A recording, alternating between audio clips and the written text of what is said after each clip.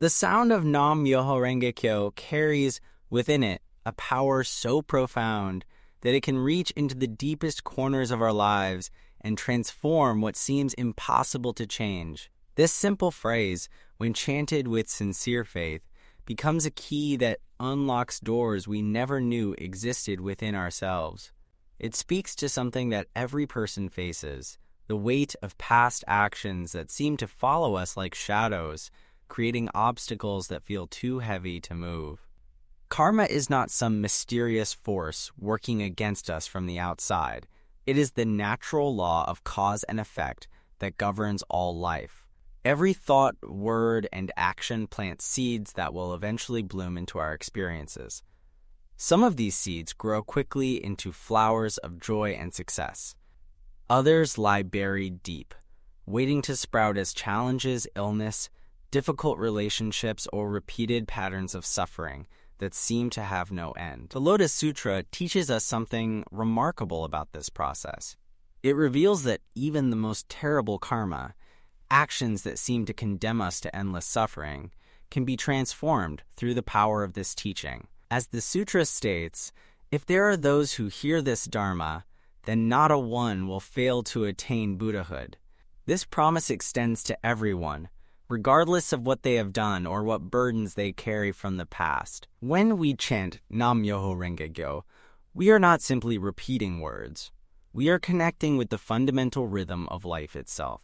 The phrase means devotion to the Lotus Sutra of the wonderful Dharma, but it contains layers of meaning that reach far beyond these simple words. Nam represents our determination to align our lives with the highest truth. Myoho points to the wonderful law that governs all existence. Renge symbolizes the lotus flower, which blooms purely despite growing from muddy water, showing us that enlightenment can emerge from any circumstances. Kyo represents the teaching itself, the vibration of truth that connects all things. This connection creates what Nichiren described as, quote, substituting faith for wisdom. We do not need to understand every detail of how karma works or master complex philosophy. Through sincere faith and consistent practice, we can tap into wisdom that exceeds our current understanding. This faith is not blind belief, but rather a willingness to test this teaching through our own experience and observe the changes that unfold in our daily lives. The transformation that occurs through chanting is both immediate and gradual. On one level, the act of chanting itself begins to change our inner state right away. Our minds become clearer, our hearts lighter, and our perspective broader. We start to see possibilities where we once saw only problems. This shift in our consciousness is the first sign that deeper changes are taking place beneath the surface. But the real miracle happens over time as layers of negative karma begin to dissolve and transform. Nichiren wrote, Myo can be compared to a great physician and Ho to a good medicine.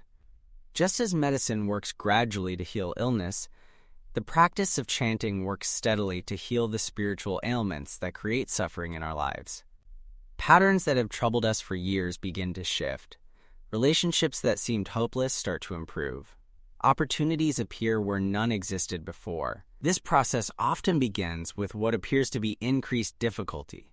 Old karma surfaces to be resolved rather than remaining buried. This is actually a sign of progress, though it may not feel that way at first. The Lotus Sutra explains this phenomenon through the concept of lessening karmic retribution. Instead of experiencing the full weight of negative karma over many lifetimes, we can resolve it more quickly through faith and practice, often in forms that are challenging but manageable. Consider the lotus flower, which serves as the central symbol of this teaching. The lotus does not avoid the mud at the bottom of the pond. Instead, it draws nutrients from that very mud to create something beautiful. In the same way, our practice allows us to transform the most difficult aspects of our karma into sources of strength and wisdom. What once seemed like our greatest weakness becomes the foundation for our greatest growth. The Lotus Sutra tells the story of Devadatta, who committed terrible acts against Shakyamuni Buddha, including attempts on his life. Yet the sutra reveals that even Devadatta, will eventually attain enlightenment, becoming a Buddha named Heavenly King. This story illustrates the unlimited power of this teaching to transform any karma, no matter how severe. If someone who tried to kill a Buddha can achieve enlightenment, then surely any of us can overcome our obstacles. Faith in the Lotus Sutra means trusting this process even when we cannot see how it will unfold. It means continuing to chant when circumstances seem to worsen rather than improve. It means believing in our inherent Buddha nature even when we feel lost or discouraged. This faith is not passive hope, but active engagement with the transformative power of this practice. The mechanism behind this transformation lies in what Nichiren called the simultaneity of cause and effect. Unlike ordinary karma, which creates effects that appear later, chanting Nam-myoho Renge-kyo creates immediate change in the depths of our being. Each time we chant, we plant causes for happiness, wisdom, and compassion, while simultaneously receiving the effects of past good causes. This creates an upward spiral that gradually overpowers negative karmic patterns. This does not mean that chanting is a magical solution that removes all challenges from our lives. Rather, it changes our relationship to those challenges and our capacity to overcome them. We develop what Nichiren called the strategy of the Lotus Sutra, a wisdom that enables us to navigate difficulties with confidence and hope. Problems that once seemed overwhelming become opportunities for growth and proof of our inner strength. The Lotus Sutra emphasizes that this teaching is particularly powerful in the latter age, the time when people are far removed from the Buddha's direct presence and face especially difficult circumstances. The sutra states, "In the evil age of the latter day of the law, if there are those who can uphold this sutra, I will be deeply joyful." This suggests that our current challenges, rather than being obstacles to enlightenment, are actually the perfect conditions for demonstrating the power of this practice. When we chant with deep faith, we access what Nichiren called the heritage of the ultimate law of life and death. This heritage includes not only the wisdom to understand life's deepest mysteries, but also the practical power to change our circumstances. We inherit the strength of all those who have practiced before us, and connect with the unlimited potential that exists within our own lives. The transformation of karma through this practice is not limited to our individual lives. As we change, our families change, our communities change. The ripple effects of our practice extend far beyond what we can see or imagine. The Lotus Sutra speaks of the 10 directions, meaning that the influence of this practice spreads in all directions through space and time, touching lives we may never know about. This global dimension of individual transformation reflects the interconnected nature of all existence. When we chant Nam-myoho Renge-kyo, we are not only changing our own karma, but contributing to the healing of the world. Every person who awakens to their Buddha nature adds light to the universe and makes it easier for others to find their way. The daily practice of chanting creates a rhythm that gradually aligns our lives with this greater purpose. Morning and evening, we connect with the fundamental energy of life and renew our determination to transform ourselves and help others do the same.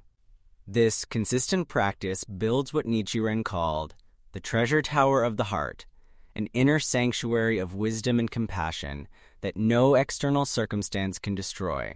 As our practice deepens, we begin to understand that faith in the Lotus Sutra is not separate from faith in ourselves. The sutra teaches that all people possess Buddha nature, the inherent capacity for unlimited wisdom, compassion, and happiness. When we chant Nam-myoho Renge-kyo with faith, we are awakening this sleeping giant within our own lives. We are remembering who we truly are beneath all the accumulated karma and conditioning of countless lifetimes. This remembering is both humbling and empowering. Humbling because we realize how much of our suffering has been self-created through ignorance of our true nature.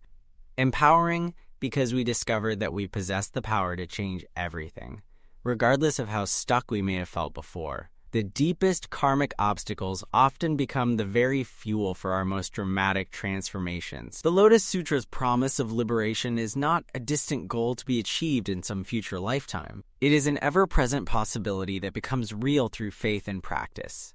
Each time we chant, we experience a taste of the freedom that is our birthright.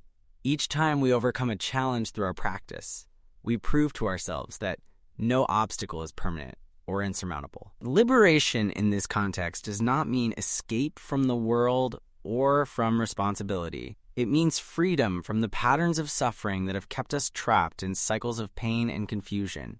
It means the ability to respond to life's challenges from a place of wisdom rather than react from a place of fear. It means discovering the unshakable happiness that exists independent of external circumstances. As we continue this practice day after day, year after year, we accumulate evidence of its power. Small changes become larger changes. Occasional insights become steady wisdom. Moments of courage become a way of life. The faith that began as willingness to try becomes unshakable conviction based on repeated proof of this teaching's effectiveness. The transformation of karma through chanting Nam Myoho Renge Kyo is ultimately a return to our original nature. We are not becoming something foreign to ourselves, but rather uncovering what has always been there. Like polishing a mirror to reveal its natural brilliance, our practice removes the accumulated dust of negative karma to reveal the clear light of our Buddha nature. This process ensures not only our own liberation, but our ability to help others find theirs. As the Lotus Sutra explains, when the Buddhas appear in the world, they do so solely to cause living beings to open, to show, to awaken to, and to enter into the Buddha wisdom. Through our own transformation, we become living proof that this ancient promise remains as powerful today as it was thousands of years ago.